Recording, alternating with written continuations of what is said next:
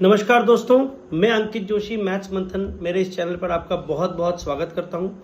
Students, जैसा कि 10th state board, CBSE board और आईसीएसई बोर्ड के रिजल्ट्स ऑलरेडी आ चुके हैं और आप सब लोग 11th और 12th में जेई या नीट के प्रिपरेशन के लिए कहीं ना कहीं किसी न किसी कोचिंग इंस्टीट्यूट में एडमिशन ले रहे होंगे और साथ ही साथ अभी आप लोगों के मन में स्टूडेंट्स और स्टूडेंट्स के पेरेंट्स के मन में एक बड़ा प्रश्न होगा कि इन स्टूडेंट्स का एडमिशन 11th-12th के लिए अपार्ट फ्रॉम कोचिंग किस कॉलेज में करें।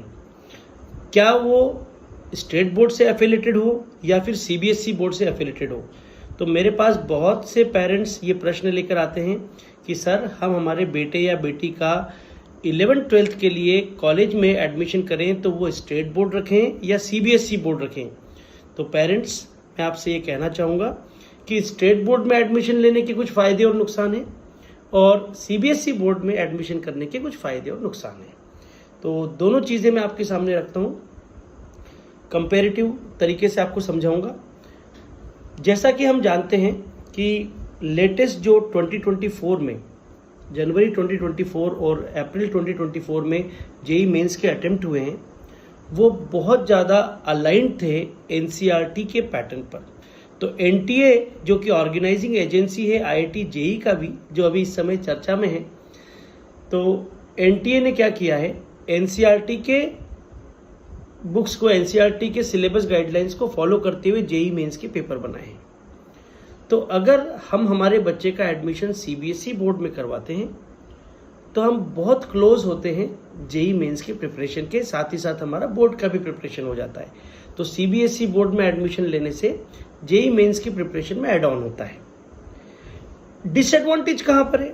डिसएडवांटेज है कि जनरली जो डेट्स का ट्रेंड आता है, एग्जाम्स की डेट्स का ट्रेंड आता है, तो जनवरी में 2nd, 3rd, 4th वीक में जेई मेंस का पहला अटेम्प्ट आता है और जैसे ही बच्चों का पहला अटेम्प्ट कंप्लीट होता है उसमें हार्डली 10-15 डेज के बाद में सीबीएसई बोर्ड की परीक्षाएं आ जाती है।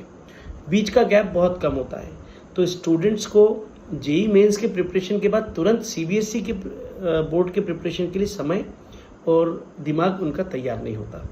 तो पेरेंट्स, इस चीज़ को अगर आपका बच्चा कोप अप कर सकता है कि भैया जेई की परीक्षा के तुरंत बाद वो सीबीएसई बोर्ड की परीक्षाएं देने के लिए तैयार है, तो फिर आप सीबीएसई बोर्ड ऑप्ट कर सकते हैं। दूसरी सबसे बड़ी बात मैं करने जा रहा हूँ कि अगर हम जेई क्वालिफाई भी कर लेते हैं तो आईआईटीज़ और एनआईटीज़ में एडमिशन लेने के लिए, पर्टिकुलरली आईआईटीज़ और एनआईटीज़ में एडमिशन लेने के लिए फिजिक्स, केमिस्ट्री और मैथ्स के जो मार्क्स हैं, बोर्ड की बात कर रहा हूँ मैं, 12th बोर्ड की बात कर रहा हूँ, चाहे वो सीबीएसई हो चाहे स्टेट बोर्ड हो, क्वालिफाइंग मार्क्स होते हैं 75 marks in this subjects.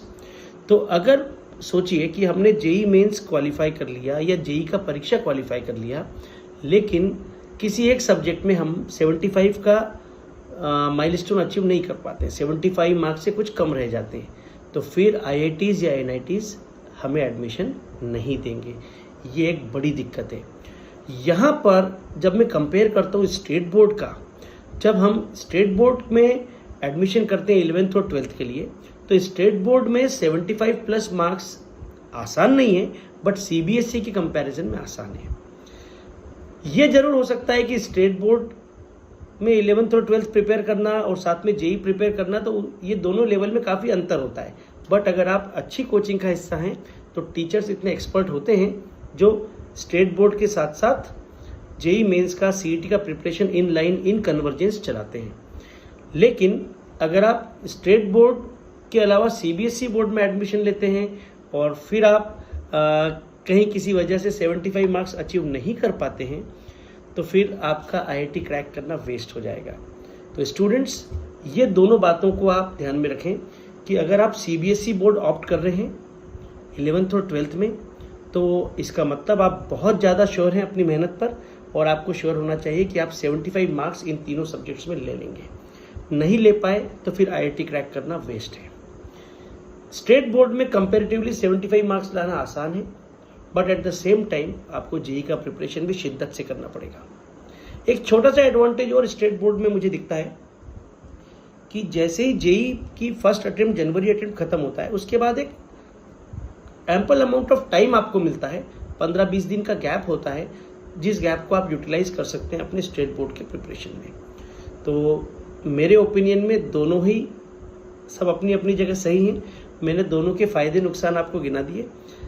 Final call आपका रहेगा, और आपको लगता है कि कहीं डिसीजन मेकिंग में मैं हेल्पफुल हो सकता हूँ तो मेरा ऑफिस पता है आपको, मेरे कॉन्टैक्ट नंबर्स आपको मिल जाएंगे, आप मेरे ऑफिस में विजिट कीजिए, मैं आपको ये डिसीजन से पार लगाने में हेल्प कर सकता हूँ। Thank you so much, wish you all the best. जय हिंद, जय भारत, जय महाराष्ट्र।